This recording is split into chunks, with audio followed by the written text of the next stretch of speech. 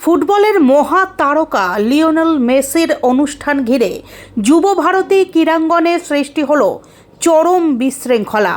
ঠিকভাবে মেসিকে দেখতে না পাওয়ায় ক্ষুব্ধ দর্শকেরা গ্যালারির চেয়ার ভেঙে মাঠে ছুঁড়ে ফেলেন। জল ভর্তি বোতল ছোড়া হয় মাঠ লক্ষ্য করে। মুহূর্তের মধ্যেই পরিস্থিতি নিয়ন্ত্রণের বাইরে চলে যায়। শনিবার সকাল 11:30 নাগাদ যুব ভারতীর মাঠে প্রবেশ করে মেসির কনভয়। তার সঙ্গে ছিলেন লুইস সুয়ারেজ ও রদ্রিগো ডিপল। মাঠে ঢোকার সঙ্গে সঙ্গেই উন্মাদ জনতা তাকে ঘিরে ধরেন। ফলে গ্যালারিতে বসে থাকা দর্শকদের পক্ষে মেসিকে দেখা কার্যত অসম্ভব হয়ে পড়ে।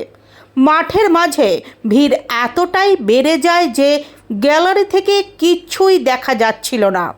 এই পরিস্থিতিতে ক্ষোভে ফেটে পড়েন ফুটবল প্রেমীরা। উই ওয়ান্ট মেসি স্লোগানে গ্যালারি মুখরিত হয়ে ওঠে। অভিযোগ ওঠে, বিপুল টাকা দিয়ে টিকিট কেটেও প্রিয় ফুটবলারের দেখা মেলেনি। স্টেডিয়ামের 3টি জায়ান্ট স্ক্রিনই ছিল দর্শকদের একমাত্র ভরসা, কিন্তু তাতেও অসন্তোষ কাটেনি।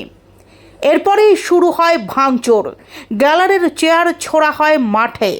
একের পর এক বোতল উড়ে আসে। কিছু দর্শক গ্যালারির গেট ভাঙার চেষ্টা করেন।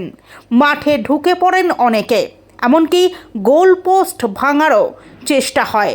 গোট ইন্ডিয়া ট্যুরের পোস্টার ছিঁড়ে মাঠে ফেলে দেওয়া হয়। মুহূর্তে গ্যালারি ফাঁকা হয়ে মাঠ ভরে যায় দর্শকে।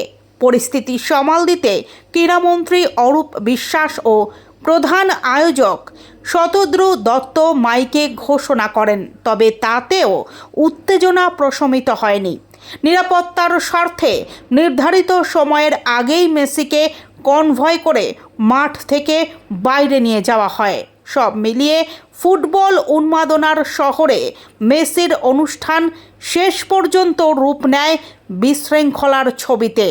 নিরাপত্তা ও ব্যবস্থাপনা নিয়ে উঠছে একাধিক প্রশ্ন। এবার লাঠি চার্জ করবে।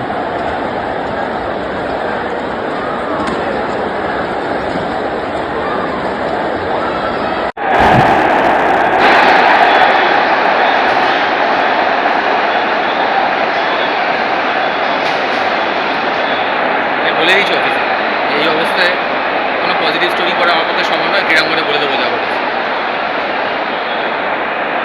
हम मेसी को देखने आए थे। हम इतने छोटे छोटे लड़के मेसी को देखने आए थे। हम मारू विश्वास को क्यों देखेंगे? वो फुटबॉल का नहीं समझता है।